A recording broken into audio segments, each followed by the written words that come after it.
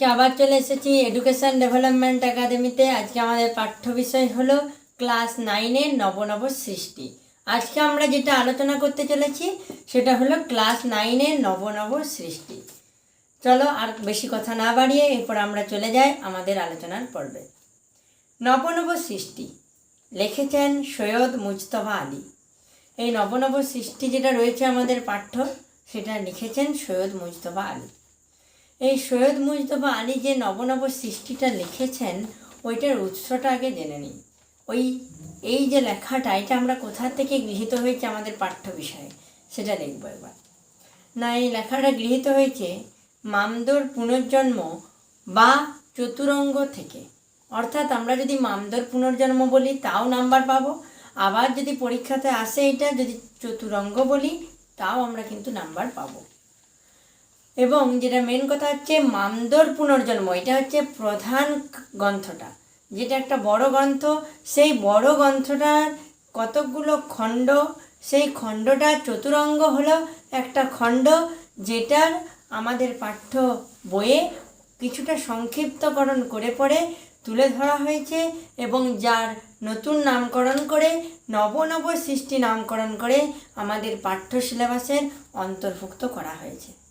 এরপর আমরা এই যে লেখাটা, এই লেখাটার সম্পর্কে বিস্তারিত জানব এবং লাইন বাই লাইন পড়ব, আর তার সাথে আমরা এই লেখাটার সম্পর্কে যেটা গভীর অর্থ রয়েছে সেগুলোকে দেখে নেব। নবনব সৃষ্টি, সৈয়দ মুজতবা আলী। কি লিখেছেন? সংস্কৃত ভাষা আত্মনির্ভরশীল। সংস্কৃত ভাষাটা কীরকম? না, আত্মনির্ভরশীল। এই আত্মনির্ভরশীল কথাটাকে যদি আমরা ভাঙি তাহলে পাবো আত্ম আর নির্ভরশীল। তাহলে এই আত্ম আর নির্ভরশীলের মধ্যে আত্ম কথার অর্থ হলো নিজ, আর নির্ভরশীল কথার অর্থ হলো কি না নির্ভর করা। অর্থাৎ আমি যখন আমার নিজের উপর আত্মবিশ্বাস রাখবো, আমার নিজের উপর নির্ভর করব, তখন তাকে বলবো আত্মনির্ভরশীল। অর্থাৎ আমি যদি কোনো একটা কাজ করতে আমি যদি নিজের উপর পুরোপুরিভাবে নির্ভরশীল হই তখন বলবো যে আমি আত্মনির্ভরশীল। ঠিক তেমনই সংস্কৃত ভাষা হলো আত্মনির্ভরশীল, কারণ সংস্কৃত ভাষা নিজের উপর নির্ভর করে, অন্য ভাষার উপর নির্ভর করে না।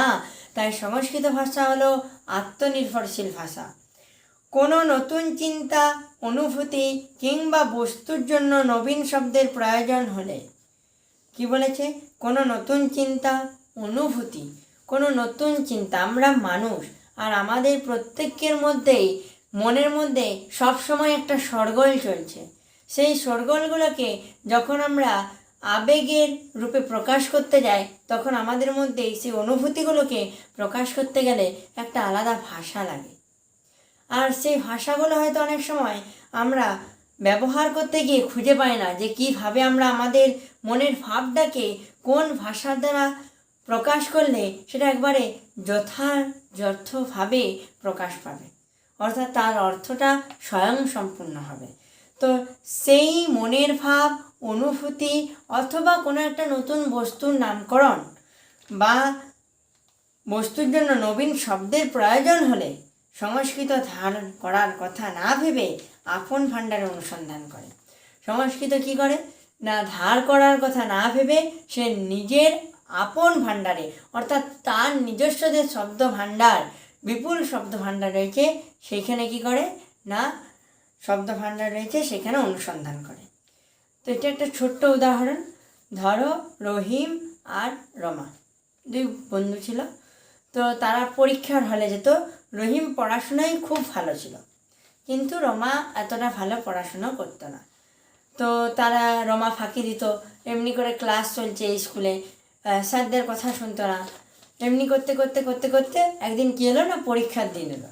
তো পরীক্ষার সময় যখন কোশ্চেন পেপারটা তারা দুজনেই হাতে পেল তখন রহিম কি করলো না, রহিম তো পড়াশোনায় ভালো ছিল, রহিম কি করলো না, সে করতে লাগলো। এরপর এমন একটা জটিল কোশ্চেন এলো যেটা রহিম পারেনি, এবং রমা কি করছিল না, রমা তো অনেকগুলো কোশ্চেনই পারছিল না। অতএব তার কি হচ্ছিল না, তার মানসিকতাটাই অমনি হয়ে গিয়েছিল যে সে যাই কোশ্চেন আসুক সে কিচ্ছু পড়ে যায়নি, সে অন্যের দেখে লিখবে। আর রহিম কি করছে না, একটা কোশ্চেন পারেনি, সেই কোশ্চেনটাকে কি করলো না সবার মধ্যে আলোচনা করছে এবং জেনে পড়ে সেটা লেখার চেষ্টা করছে। অর্থাৎ রহিম তারপরে আগে জিজ্ঞেস করার আগে কি করবে না, নিজে ভাববে, মাথাটা খাটাবে যে সে তো পড়ে এসছে, তাহলে সে কিন্তু কাউকে যখন জিজ্ঞেস করলো তখন পেল না, তখন নিজের মাথা খাটিয়ে সেই উত্তরটা দিল সে। কিন্তু রমা তো পড়ে যায়নি, রমার ভান্ডারে নেই, অর্থাৎ রমার মাথার মধ্যে সেই লজিকটা নেই। রমা কী করলো, লোকেও করতে পারেনি, সেই জন্য সে ওই কোশ্চেনটা ছেড়ে দিয়ে এলো। তাহলে এই গল্পটার থেকে, এই কথাটার থেকে আমরা বুঝতে পারছি যে যার ধার করা, অর্থাৎ যা জানে যে আমার স্টোর রুম অর্থাৎ স্টোরেজ মেমোরি, রমা জানে যে আমার স্টোর কিন্তু আমার এটা নেই, আমার স্টোরেজ মেমোরিতে নেই এটা। আর রহিম কি জানে যে না, আমি যদি একটু ভাবি তাহলে খুঁজে পাবো। সেই রকমই হলো সংস্কৃত ভাষা, সে আত্মনির্ভরশীল, সে নিজের উপর নির্ভরশীল। যেমন করে রহিম নিজের উপর নির্ভরশীল হয়ে পরীক্ষাটা দিতে গিয়েছিল, তেমন এই সংস্কৃত ভাষা হলো নিজের উপর নির্ভরশীল।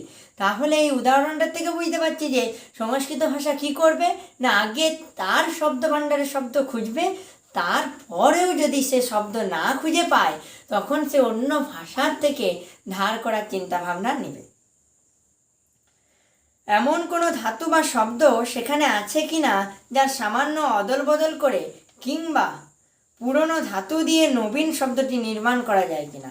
বলছে এমনও কোনো ধাতু আছে যে সেই ধাতুটাকে যদি আমরা সামান্য অদল বদল করি, সংস্কৃত ভাষার কথা হচ্ছে, বা সেই ধাতুর সঙ্গে যদি আমরা কিছু যোগ করি কিংবা ধাতু দিয়ে নবীন যে শব্দ, সেই শব্দ তৈরি করার যদি চেষ্টা করি, তাহলে হয়তো ধার করার যে পরিমাণ সেটা অনেকটাই কমে যায়।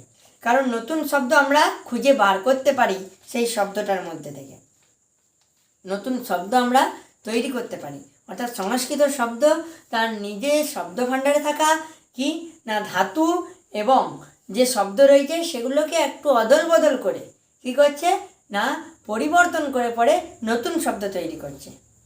তার অর্থ অবশ্য এই নয় যে সংস্কৃত কোশমিনকালেও বিদেশি কোনো শব্দ গ্রহণ করেনি।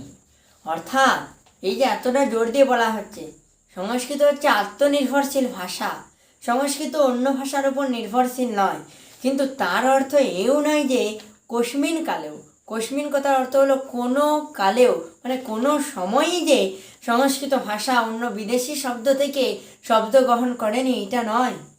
অর্থাৎ সংস্কৃত ভাষা অন্য বিদেশি শব্দ ভাণ্ডার থেকে শব্দ গ্রহণ করেছে, এটা কিন্তু আমাদেরকে স্বীকার করতে হবে। কিন্তু তার পরিমাণ এতই মুষ্টিমেয় যে সংস্কৃতকে স্বয়ং সম্পূর্ণ ভাষা বলতে কারো কোনো আপত্তি থাকার কথা নয়। কিন্তু এইটার যে পরিমাণ এটা এতটাই মুষ্টিমেয়, মানে অল্প, খুবই কম, যে নগণ্য, যে সেটা কারোর চোখেই পড়ে না। অর্থাৎ এটা আমরা সকলেই স্বীকার করতে পারি যে সংস্কৃত ভাষা কিন্তু অন্য কোনো ভাষা ধার করেনি, অন্য কোনো ভাষার শব্দ ভাণ্ডার থেকে শব্দ ধার করেনি।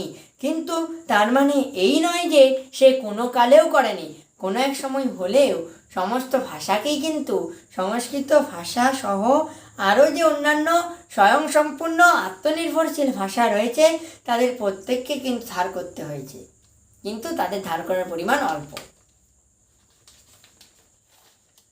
প্রাচীন যুগের সব ভাষায় তাই, যেটা বললাম প্রাচীন যুগের কিন্তু সব ভাষায় তাই, হিব্রু, গ্রিক, আবেস্তা এবং ঈষৎ পরবর্তী যুগের আরবিও আত্মনির্ভরশীল। বলছে কি না হিব্রু, গ্রিক, আবেস্তা এই যে জনপ্রিয় ভাষাগুলো ছিল প্রাচীন যুগে, তারাও কিন্তু নির্ভরশীল ছিল। তারা কিন্তু নিজেদের ওপর নির্ভরশীল ছিল, মানে কি না তারা নিজেদের শব্দ ভাণ্ডার থেকে শব্দ খুঁজে বার করতো, অন্য শব্দ থেকে ধার করতো না, বা ধার করলেও তার পরিমাণ খুবই অল্প। এবং ঈষৎ পরবর্তী যুগে কিছুটা পরবর্তী সময়ে পরেও আরবিও আত্মনির্ভরশীল এবং অধিকাংশ ক্ষেত্রেই স্বয়ং সম্পূর্ণ। অর্থাৎ এই প্রত্যেকগুলি ভাষাগুলোই যেগুলো আমরা বললাম আত্মনির্ভরশীল, তারা কিন্তু অধিকাংশ ক্ষেত্রেই স্বয়ং সম্পূর্ণ। অর্থাৎ তারা সেই নিজ ভাষায় অর্থাৎ যদি সংস্কৃত ভাষার কথা বলা হয় বা হিব্রু ভাষার কথা বলা হয়, তাহলে হিব্রু ভাষায় যারা কথা বলে তারা হিব্রু ভাষা বা ওই সংস্কৃত ভাষার শব্দ ভাণ্ডার থেকে, অর্থাৎ নিজ ভাষী মানুষ নিজ ভাষার শব্দ ভাণ্ডার থেকে শব্দ দিয়ে যখন তার মনের ভাবটাকে সম্পূর্ণরূপে প্রকাশ করতে পারবে, অর্থাৎ তার মনের ভাবটা স্বয়ং সম্পূর্ণ হবে, তখন কি বলবো না সেই ভাষাটাকে, অর্থাৎ মানুষ যে ভাষাটার কথা বলছে সেই ভাষাটাকে বলবো স্বয়ং সম্পূর্ণ ভাষা। বর্তমান যুগের ইংরেজি ও বাংলা আত্মনির্ভরশীল নয়। বর্তমান যুগের যে ইংরেজি ও বাংলা ভাষাটা রয়েছে সেটা কিন্তু আত্মনির্ভরশীল নয়। সেই ভাষা অন্য ভাষার উপর নির্ভরশীল। সেই ভাষার শব্দ অন্য শব্দ ভাণ্ডার থেকে গৃহীত, তাহলে অন্য ভাষার শব্দ ভাণ্ডার থেকে ধার করা হয়েছে। যেমন বাংলা শব্দ ভাণ্ডার যদি দেখি আমরা, তো বাংলা শব্দতে বেশিরভাগ শব্দ ইংরেজি, এবং তাছাড়াও কবি কাজী নজরুল ইসলামের লেখা যদি আমরা পড়ি তাহলে বেশিরভাগ সময় দেখতে পাবো যে আরবি ও ফার্সি ভাষার মিলবন্ধন। আরবি আর ফার্সি ভাষা বাংলা ভাষার সাথে এমনভাবে মিশে গেছে যেন মনে হচ্ছে বাংলা ভাষার রূপটা নতুন রূপে রূপায়িত হয়েছে, অর্থাৎ বাংলা ভাষার যে সৌন্দর্য সেটা দ্বিগুণ হয়ে গেছে। সেই জন্য আমরা বারবার এই বিদেশি শব্দ থেকে শব্দ গ্রহণ করি এবং আমরা বাংলা ভাষাতে, বিশেষ করে আমরা বাঙালি হিসেবে বাংলাটাই বেশি করে জানি, তাই আমরা বলতেই পারি যে বাংলা ভাষা কিন্তু স্বয়ংসম্পূর্ণ নয়। বাংলা ভাষা অন্য ভাষা থেকে শব্দ গৃহীত করে, গ্রহণ করে, গৃহীত হয়েছে বাংলা ভাষায় অন্য ভাষা থেকে শব্দ। আমরা প্রয়োজন মতো এবং অপ্রয়োজনেও, আমরা প্রয়োজন না হলেও কবিতার ছন্দ, তাল এবং শ্রুতি মাধুর্যতা বাড়ানোর জন্য, অর্থাৎ শব্দটাকে শুনতে ভালো লাগার জন্য আমরা কি করি না প্রয়োজনে অপ্রয়োজনে, কারণে অকারণে আমরা কিন্তু ধার করে থাকি বিদেশি শব্দ ভাণ্ডার থেকে শব্দ। ভিন্ন ভিন্ন ভাষা থেকে শব্দ নিয়েছি এবং নিচ্ছি। কবি বলছেন আগেও নিয়েছি এবং এখনও নিচ্ছি। পাঠান মোগল যুগে আইন আদালত, খাজনা খারিজ নতুন রূপে দেখা দিল বলে আমরা আরবি ও ফার্সি থেকে প্রচুর শব্দ গ্রহণ করেছি। এই আইন আদালত অর্থাৎ নিয়ম কানুন, খাজনা খারিজ নতুন করে দেখা দিল বলে কিন্তু আমরা আরবি ও ফার্সি ভাষার প্রচুর শব্দ গ্রহণ করেছি। অর্থাৎ মুঘল যে যুগটা, ইতিহাসের মুঘল সাম্রাজ্য, মুঘল যুগে আমরা কিন্তু আরবি ও ফার্সি ভাষার থেকে প্রচুর পরিমাণে শব্দ আমাদের ভাষাতে গ্রহণ করেছি। পরবর্তী যুগে ইংরেজি থেকে এবং ইংরেজির মারফতে অন্যান্য ভাষা থেকে শব্দ নিয়েছি এবং নিচ্ছি। অর্থাৎ কি বলেছে, ইংরেজি ভাষা থেকে তো আমরা শব্দ নিচ্ছি। তার উদাহরণ কি না, আমি স্কুলে যাব, ফোন করলে প্রথমেই বলি হ্যালো, কি করছো, হ্যালো, এই হ্যালো কথাটা ইংরেজি। স্কুলে যাব, স্কুলটা কি না, আমি অফিসে যাব, অফিসটা কি না, এগুলো সবই হচ্ছে ইংরেজি কথা। আর এই ইংরেজি কথা কিন্তু আমরা আমাদের বাংলা কথাতে ব্যবহার করি।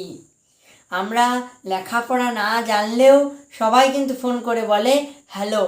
এই যে হ্যালোটা, এই হ্যালোটা কিন্তু ইংরেজি কথা। কেউ বলে না যে স্কুলে যাচ্ছির বদলে কেউ বলে না যে বিদ্যালয়ে যাচ্ছি, সবাই বলে কিন্তু প্রায় বেশিরভাগ মানুষই বলে স্কুলে যাচ্ছি আমরা। তো সেটাই হচ্ছে যে কি না ইংরেজি ভাষা থেকে গৃহীত হচ্ছে। আবার ইংরেজি ভাষার মারফত কথাটা কেন বলেছেন কবি না, কবি বলতে চেয়েছেন যে ইংরেজি ভাষার মারফত মানে কি না, ইংরেজি ভাষাটা তো নিজেও স্বয়ংসম্পূর্ণ নয়। ইংরেজি ভাষা অন্য বিদেশি শব্দভাণ্ডার থেকে শব্দ ধার করেছে, অর্থাৎ ইংরেজি ভাষাও ঋণী অন্য ভাষার কাছে। তাহলে আমরা যখন ইংরেজি ভাষা থেকে শব্দ গ্রহণ করব তখন বিদেশি শব্দ তো আসবেই। তাই বলছে যে ইংরেজি শব্দের মারফতে আমরা শব্দ গ্রহণ করেছি এবং করছি। কি বলেছে এরপরে, কি বলেছে না, বিদেশি শব্দ নেওয়া ভালো না মন্দ সে প্রশ্ন অবান্তর। যে বিদেশি প্রশ্ন আমরা নিচ্ছি সেটা যে ভালো না খারাপ সে প্রশ্নটা কিন্তু সত্যি অবান্তর। কেন অবান্তর, কবির কাছে এটা কেন মনে হয়েছে যে এই প্রশ্নটা অবান্তর বলে?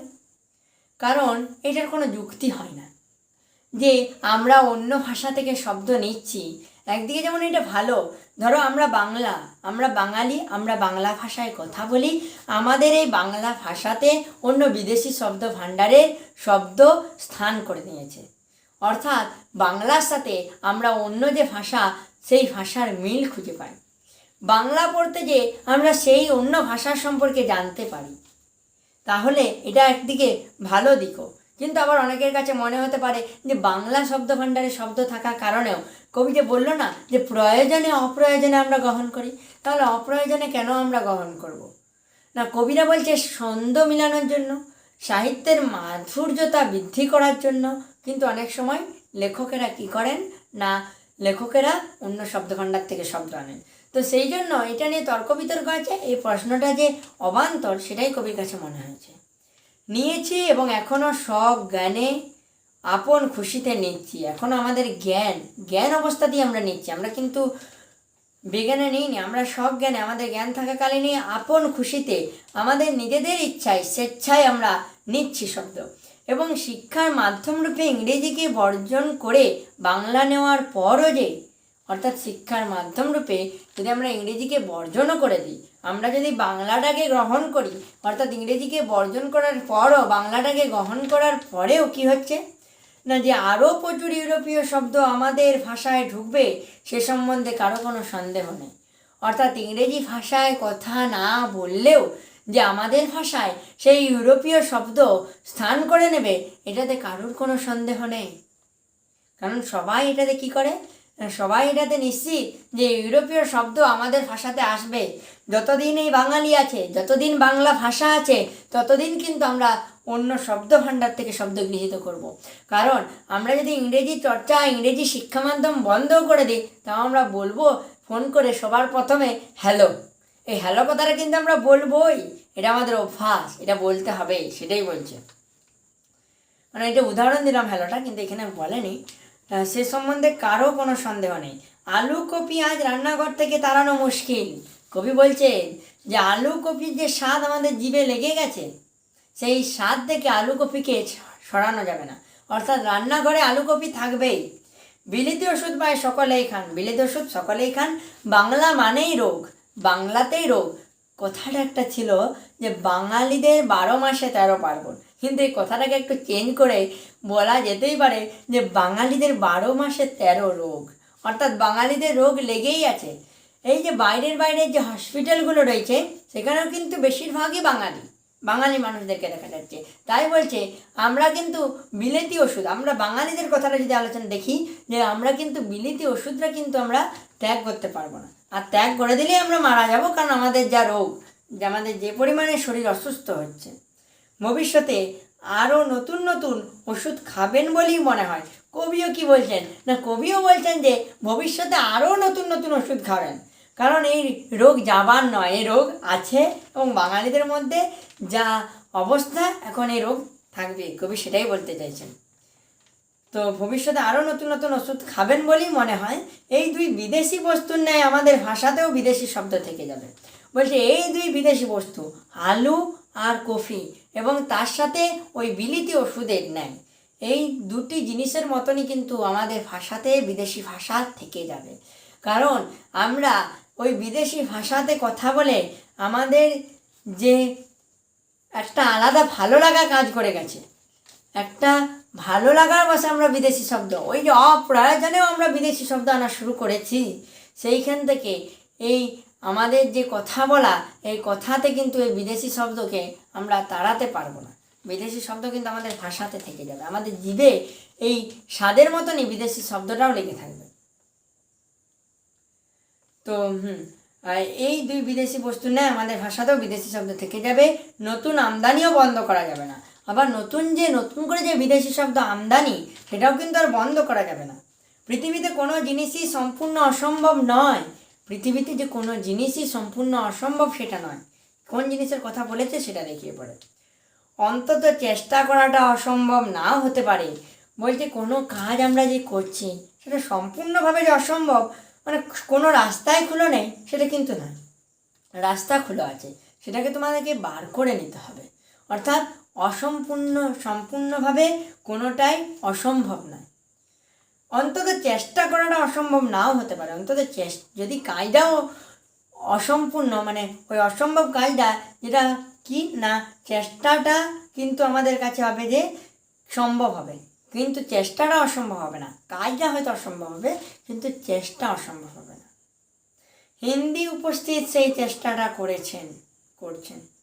হিন্দি উপস্থিত অর্থাৎ হিন্দি ভাষাতে সেই চেষ্টা চালানো হচ্ছে। কি না, বহু সাহিত্যিক উঠে পড়ে লেগেছেন। কি লিখেছেন না, হিন্দি থেকে আরবি, ফার্সি এবং ইংরেজি শব্দ তাড়িয়ে দেওয়ার জন্য, হিন্দি শব্দ থেকে আরবি, ফার্সি এবং ইংরেজি শব্দ তাড়িয়ে দেওয়ার জন্য উঠে পড়ে লেগেছেন। এই যে উঠে পড়ে লাগাটা সাহিত্যিকদের মধ্যে একটা চেষ্টা, হয়তো এটা সম্পূর্ণভাবে মানে যে এটার আশা, সেটার আশাটা হয়তো নেই যে মুক্ত করতে পারা যে কতটা সফল হবে, সেই সফলতার নিশ্চয়তা নেই, কিন্তু চেষ্টা করতে দোষ কোথায়? সময় রয়েছে, আমাদের যত চেষ্টা করব তত অভিজ্ঞতা বাড়বে, অতএব চেষ্টা করতে দোষ কোথায়?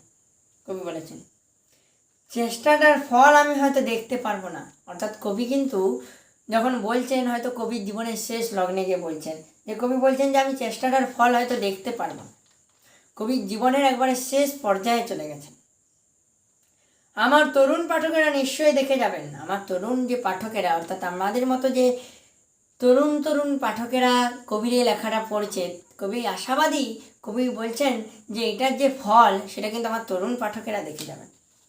অর্থাৎ এই তরুণ পাঠকের মধ্যেই দিয়ে কবির দেখাটা সার্থক হবে।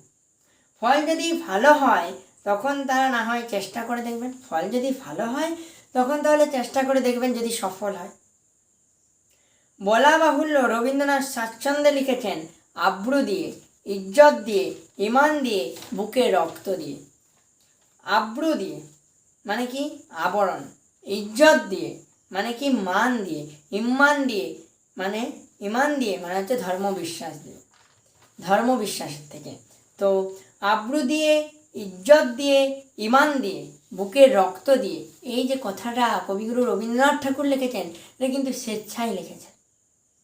এই কবিতাটা এই যে লেখাটা, কবিতাটা বললাম সরি, এই যে লেখাটা, এই লেখাটা উনি কিন্তু নিজের ইচ্ছায় একবারে মানে মুক্ত প্রাণে লিখে গেছেন এই কথাটা। আব্রু দিয়ে, ইজ্জত দিয়ে, ইমান দিয়ে, বুকের রক্ত দিয়ে। নজরুল ইসলাম ইনকিলাব, ইনকিলাব নয় ইনকিলাব, এই কথাটা লিখেছেন। বিপ্লব দীর্ঘজীবী এবং শহীদ শব্দ বাংলায় ঢুকিয়ে দিয়ে গেছেন। বিদ্যাসাগর সাধু রচনায় বিদেশি শব্দ ব্যবহার করতেন না। বিদ্যাসাগর কি করতেন না, যে সাধু রচনায় যেগুলো সাধু ভাষায় লিখতেন সেগুলোতে কিন্তু কি না বিদেশি ভাষা ব্যবহার করতেন না। এরপরে বলে যে বেনামিতে লেখা অসাধু রচনায়, বেনামিতে লেখা অসাধু রচনায়, অর্থাৎ তিনি যেগুলো চলিত ভাষায় লিখতেন অসাধু রচনায় চুটিয়ে আরবি ফার্সি ব্যবহার করে গেছেন। অর্থাৎ তিনিও মন খুলে কিন্তু আরবি ফার্সি ব্যবহার করে গেছেন। অর্থাৎ সেইখানে কিন্তু তিনি কোনো দ্বিধা বা সংকোচ আনেননি যখন তিনি চলিত ভাষায় লিখেছেন। কিন্তু সাধু ভাষার ক্ষেত্রে উনি কী করেছেন না, কোনো বিদেশি শব্দ ব্যবহার করেননি, ফার্সি ব্যবহার করতেন। আর অতিশয় নিষ্ঠাবান ব্রাহ্মণ পণ্ডিত হরপ্রসাদ আরবি ফার্সি শব্দের বিরুদ্ধে জিহাদ ঘোষণা করা আহাম্মুখী বলে মনে করতেন। অর্থাৎ কে না, নিষ্ঠাবান পণ্ডিতকে হরপ্রসাদ শাস্ত্রী, পণ্ডিত হরপ্রসাদ আরবি ফার্সি শব্দের বিরুদ্ধে জিহাদ ঘোষণা করা আহাম্মুখী বলে মনে করতেন। অর্থাৎ তিনি কি মনে করতেন, এটা একটা বোকামি, এটা একটা মূর্খের পরিচয়, এটা কখনোই হতে পারে না। আলাল ও হুতম এর ভাষা বিশেষ উদ্দেশ্যে নির্মিত হয়েছিল। আলাল ও হুতমের ভাষা বিশেষ উদ্দেশ্যে নির্মিত হয়েছিল।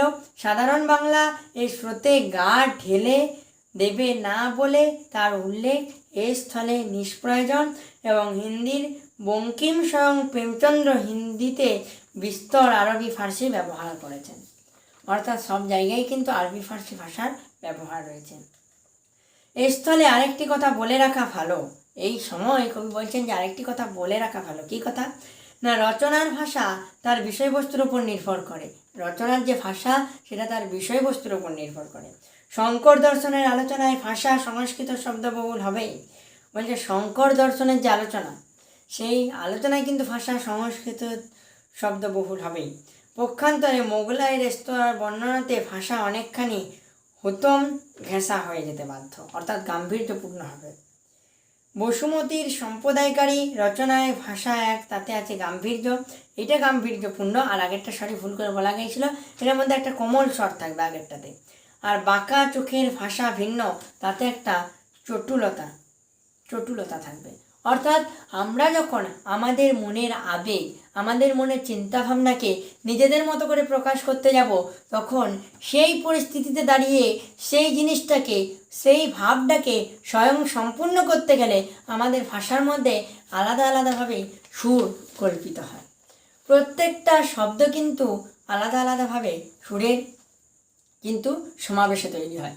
যখন আমরা দুঃখ পাই, তখন আমাদের ওই শব্দটার মধ্যে, ওই ভাষাটার মধ্যে, কথাবার্তাগুলোর মধ্যে একটা আলাদা ধরন থাকে। যখন আনন্দে উৎফুল্ল হয়ে উঠি, তখন আমাদের মধ্যে একটা আলাদা প্রভাব থাকে।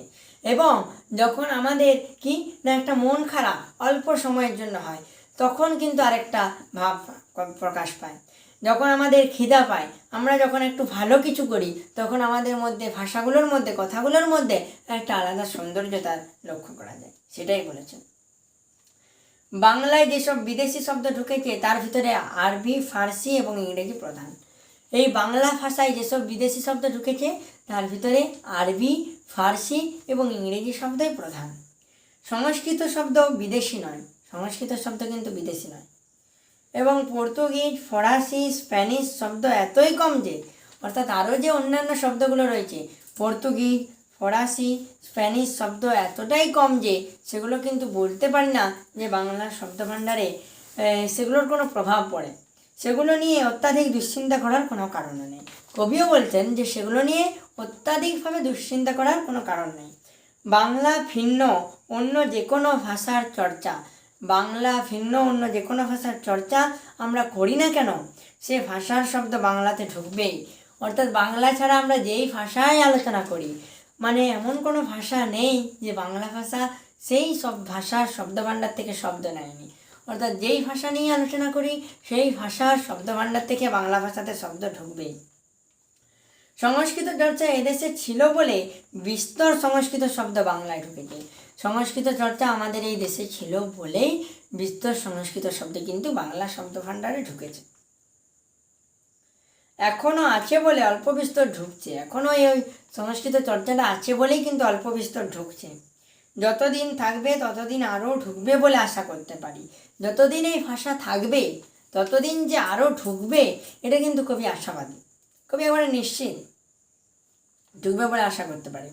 স্কুল কলেজ থেকে যে আমরা সংস্কৃত চর্চা উঠিয়ে দিতে চাই না, তার অন্যতম প্রধান কারণ বাংলাতে এখনও আমাদের বহু সংস্কৃত শব্দের প্রয়োজন। কবি কি বলছেন, যে আমরা যে স্কুল কলেজগুলোর থেকে সংস্কৃত চর্চাকে উঠিয়ে দিতে চাই না, তার প্রধান কারণ হলো আমাদের এই বাংলা ভাষা এখনও সংস্কৃত ভাষা থেকে শব্দ গ্রহণ করছে এবং করবে। অর্থাৎ প্রয়োজন আছে, সংস্কৃত শব্দের প্রয়োজন। সংস্কৃত চর্চা উঠিয়ে দিলে আমরা অন্যতম প্রধান খাদ্য থেকে বঞ্চিত হব। তো সংস্কৃত ভাষা হলো বাংলা ভাষার জননী রূপেও দেখা যেতে পারে। তো সংস্কৃত ভাষা একজন শিশু তার মাতৃ সংস্পর্শে যেটা থাকে সুরক্ষিত, তেমনি বাংলা ভাষা সংস্কৃত ভাষা ছাড়া অচল। একজন শিশুর কাছে তার মাই সব, তেমনি বাংলা ভাষার কাছে সংস্কৃত ভাষা সব। তাই বাংলা ভাষার কাছ থেকে সংস্কৃতকে আলাদা করার কোনো অর্থই হয় না। আর একজন শিশুর সবচেয়ে পুষ্টিকর খাদ্য হলো মাতৃদুগ্ধ, আর এই মাতৃদুগ্ধ থেকে একজন শিশুকে বঞ্চিত করা যায় না। তাই বলেছে যে সংস্কৃত চর্চা উঠিয়ে দিলে বাংলা ভাষার মানুষেরা একটা কি না প্রধান খাদ্য থেকে বঞ্চিত হবে। তারা নিজেদের ভাবটাকে যথাযথভাবে সম্পূর্ণ করতে পারবে না। একজন শিশু যেমন তার মায়ের কাছে সব কথা বলতে পারে, ঠিক তেমনই করে আমরা সংস্কৃত ভাষা ছাড়া বাংলা ভাষায় সব আবেগ অনুভূতিগুলোকে প্রকাশ করতে পারবো না, আমরাও বঞ্চিত হব। ইংরেজির বেলাতেও তাই, ইংরেজির বেলাতেও কিন্তু সেই একই রকম অবস্থা। বিশেষ করে দর্শন, নন্দনশাস্ত্র, পদার্থবিদ্যা, রসায়নবিদ্যা ইত্যাদি জ্ঞান এবং ততোধিক প্রয়োজনীয় বিজ্ঞানের শব্দ আমরা চাই। বলছে এই যে জ্ঞান বিজ্ঞানের কথা সেগুলো কিন্তু বেশিরভাগ বই ইংরেজিতে লেখা, বাংলাতে তো নয়। তাহলে আমরা ইংরেজিটাও কী করে এখন উঠিয়ে দিই, ইংরেজিটাও আমাদের প্রয়োজন। রেলের ইঞ্জিন কী করে চালাতে হয়, অর্থাৎ টেকনিক্যালি যেগুলো রয়েছে সে সম্বন্ধে বাংলাতে কোনো বই আছে বলে জানি না। তাই এসব টেকনিক্যাল শব্দের প্রয়োজন যে আরও কত বেশি সে সম্বন্ধে কোনো সুস্পষ্ট ধারণা এখনও আমাদের মধ্যে নেই। অর্থাৎ এই টেকনিক্যাল অর্থাৎ ইঞ্জিনিয়ারিং বিষয়ে বা এই সম্পর্কে যখন আমরা কোনো জিনিস জানবো, কিভাবে রেল ইঞ্জিন চালু করতে হয়, কিভাবে রেল চালাতে হয়, বা এই বিষয়গুলো নিয়ে যখন জানবো, আমাদের ইংরেজি শব্দটা কিন্তু উঠে আসবে। বাইরের মানুষদের সাথে কথা বলতে গেলে ইংরেজি শব্দ উঠে আসবে। সেই জন্যই বলেছে যে আরও কত শব্দ যে প্রয়োজন সেই সম্বন্ধে আমাদের মনের মধ্যে কোনো ধারণা নেই এখনও অবধি। সুতরাং ইংরেজি চর্চা বন্ধ করার সময় এখনও আসেনি।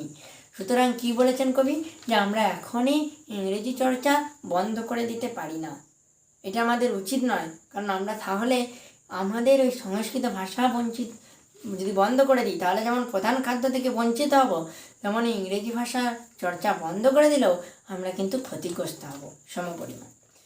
তো আজকে ভিডিওর পার্ট 1-এ আমরা এতটুকুই আলোচনা করব, কারণ এই গল্পটা এইটা যে নব নব সৃষ্টি এটা কিন্তু খুবই জটিল একটা বিষয়, সেই জন্য দুটো পার্টে ভাগ করে নিয়েছি। আজকে আমরা যতদূর পড়লাম সংস্কৃত ভাষা আত্মনির্ভরশীল, এইখান থেকে শুরু করে সুতরাং ইংরেজি চর্চা বন্ধ করার সময় এখনও আসেনি, এই এতটা পর্যন্ত আমরা আজকে আলোচনা করব। এবং পরবর্তী ভিডিওতে আমরা যে পরবর্তী অংশটা রয়েছে সেটা নিয়ে আলোচনা করব। তো আমরা এখনো অবধি যেটা পড়লাম সেটার থেকে আমরা কি বুঝতে পারলাম না, আমরা এখনো অবধি যে বিষয়টা যে জিনিসটা সম্বন্ধে পড়লাম সেই জিনিসটা সম্পর্কে পড়ে পড়ে আমরা বুঝতে পারলাম যে অন্য ভাষাগুলোর মতো সংস্কৃত ভাষা আত্মনির্ভরশীল, কিন্তু সব ভাষার আলোচনার মধ্যে দিয়ে কবি আমাদের সামনে তুলে ধরেছেন যে বাংলা ভাষা দুর্বল, বাংলা ভাষা আত্মনির্ভরশীল নয়, বাংলা ভাষাতে অন্য ভাষার শব্দভাণ্ডার থেকে শব্দ গৃহীত হয়েছে, এখনও হচ্ছে, এবং যা পরিস্থিতি ভবিষ্যতেও কিন্তু বাংলা শব্দভাণ্ডারে অন্য শব্দভাণ্ডার থেকে শব্দ কিন্তু স্থান করে নেবে। সেটা প্রয়োজনে হোক অপ্রয়োজনে হোক, কারণেও হতে পারে আবার অকারণেও হতে পারে। আজকে তাহলে এখানেই রাখছি, আবার দেখা হবে পরবর্তী কোনো ভিডিওতে। আজকে প্রচণ্ড রাত হয়ে গেছে, মানে খুব একটা রাত হয়নি, তবুও রাত হয়েছে অনেকটাই, 10:45 বাজতে চললো। চলো আজকে তাহলে এখানেই রাখি, গুড নাইট সবাইকে, এখানেই রাখছি।